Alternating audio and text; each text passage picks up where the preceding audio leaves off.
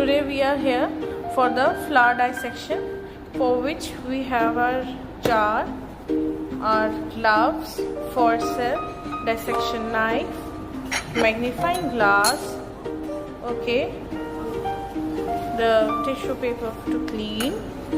We have our petri plates to keep the components of the flower, the white sheet, and the beautiful special variety of hibiscus flowers from our garden of Billabong High International School, Kanpur.